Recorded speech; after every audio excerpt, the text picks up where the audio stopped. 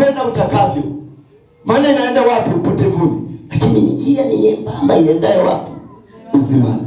Kwa hiyo lazima uwe na neno la Mungu linalokuongoza, kumulikie hiyo njia. Na huo mlango ili uweze kupita uone ni huu hapa, ni neno la Mungu litakuongoza. Neno ni Yesu. Amen. Neno ni Yesu. Ukimshika Yesu ndio neno. Yesu ni neno. Bwana asifiwe sana. Ndio tunalozungumza hapa. Sio neno tu kama neno, tunamzungumzia neno ambaye ni Yesu. Sisi tulizungumza kule nyuma. Mnakumbuka tulikoanzia? Wameshasahau. Mnakumbuka kuhusu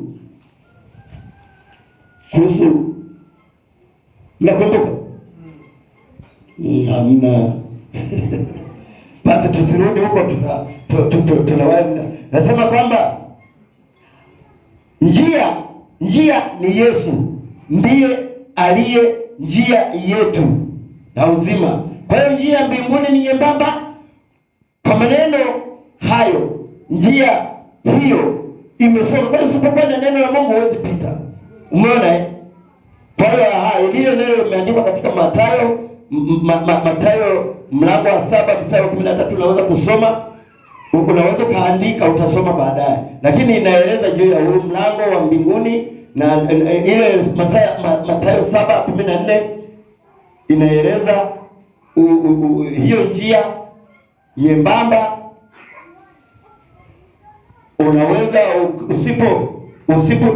usipokuwa na taa ambayo ni neno, ambaye ni Yesu, unaweza ukateleza ukaanguka. Na ukiteleza ukaanguka, maana yake umepoteza wokovu. Na hiyo njia tumesema ya pana iendayo upotevuni, yenyewe haina shida. Unaweza kutembea utakavyo tu, utafika huko. Lakini mimi lengo langu sikusimama hapa ni kushauri uingie hiyo njia. Hapana. Isipokuwa uingie hiyo njia nyembamba ambayo ni neno, ambaye ni Yesu, ili ufike uzimani. Amen. Okay. Kwa hiyo neno la Mungu tukonkludi kwamba ndilo taa na mwanga wa njia zetu. Bwana asifiwe sana. Neno la Mungu ndilo taa na mwanga wa njia zetu. Tumalizie hapo hicho kipengele. Bwana asifiwe sana. Haleluya. Umechoka bado? Sasa mkichoka na mimi mzee sijachoka hapa, nitawashangaa. Bwana asifiwe sana. Msichoke, bado tunaendelea kidogo, bado muda wetu nafikiri ukifika mtumishi utaniambia. Amen. Utanishtua tu, utanishtua na mimi niko tayari kutii. Bwana asifiwe sana. Kwa hiyo pendwa,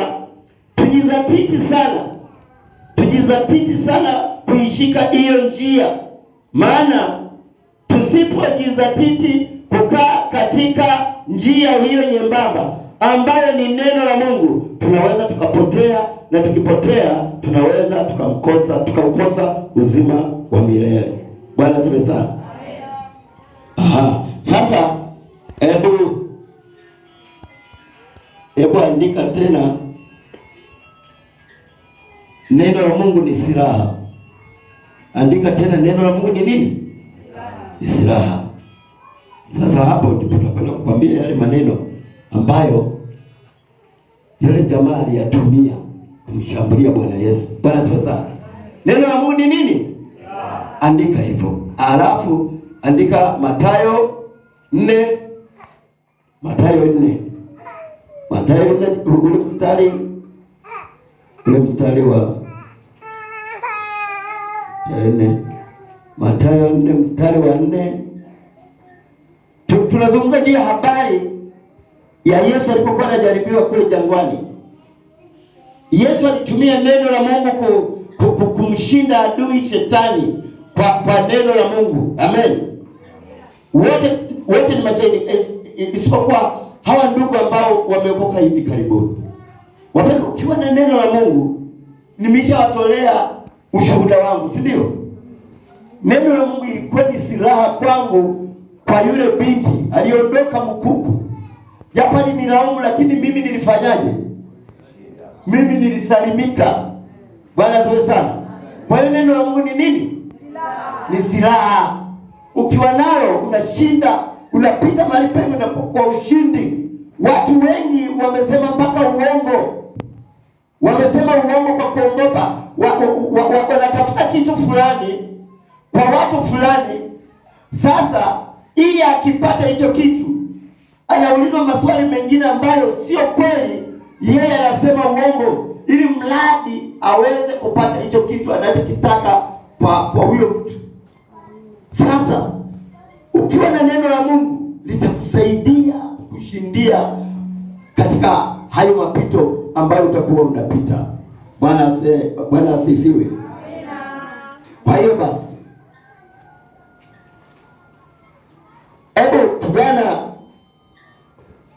kijana yule pale